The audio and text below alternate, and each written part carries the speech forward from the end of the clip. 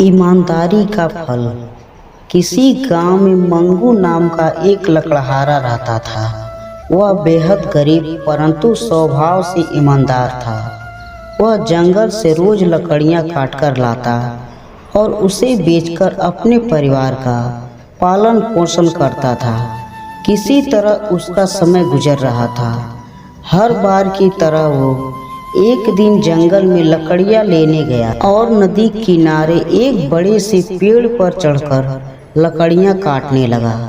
वो पेड़ से लकड़ियां काट ही रहा था कि तभी कुल्हाड़ी उसके हाथ से छूटकर नदी के गहरे पानी में जा गिरी। एकाएक इसी घटना से मंगू सद्बुद्ध रह गया और फिर दुखी होकर रोने लगा, क्योंकि उसके पास सिर्फ वो लोहे की एक ही कुल्हाड़ी थी और अब वो भी नदी में गहरे पानी में गिर गई। अब इसके बिना वो कैसे लकड़ियां काटेगा और ऐसे हालत में तो वो और परिवार भूखे मर जाएंगे। ये सोच सोचकर मंगू जोर जोर से रोने लगा। तभी नदी में से जल देवता प्रकट हुए और मंगू से उसके रोने का कारण पूछा। मंगू ने जल देवता को अपनी सारी बात बताई तो जल देवता ने कहा कि मंगू तुम चिंता मत करो, मैं अभी तुम्हारी कुल्हाड़ी पानी में से ढूंढकर बाहर लाता हूँ। ये कहकर जल देवता ने पानी में डुबकी लगाई और अपने साथ चमचमाती एक चांदी की कुल्हाड़ी लेकर बाहर आया। जल देवता ने मंगू से कहा कि मंगू ये लो तुम्हारी कुल्हाड़ी। तो मंगू ने चांदी की कुल्हाड़ी देखकर कहा कि नहीं भगवान, ये मेरी कुल्हाड़ी नहीं है।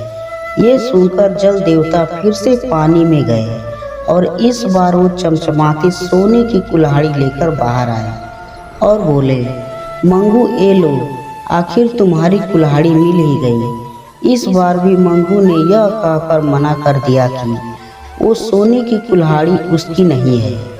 तो एक बार फिर जल देवता ने पानी में डुबकी लगाई और अब की बार वे अपने साथ एक लोहे की कुल्हाड़ी लेकर आए थे। ये देखकर मंगू खुशी से बोल उठा, हाँ भगवान, यही है मेरी कुल्हाड़ी। मंगू की इस ईमानदारी को देखकर जल देवता बेहद प्रसन्न हुए और कहा, मंगू, मैं तुम्हारी ईमानदारी से बेहद प्रसन्न हूँ, इसलिए अब ये तीनों कुल्हाड़ियाँ उपहार स्वरूप मैं तुम्हें देता हूँ। लो, इन्हें स्वीकार करो और सदा खुश रहो। ऐसा कहकर जल देवता गायब हो गए। अब मंगू अपने घर वापस आ गया और अपने परिवार के साथ खुशी खुशी जीवन व्यतीत करने लगा। आपको कहानी कैसी लगी हमें आप अपने कमेंट के माध्यम से बता सकते हैं। ऐसी ही कहानी सुनने के लिए हमें सब्सक्राइब और कमेंट करें।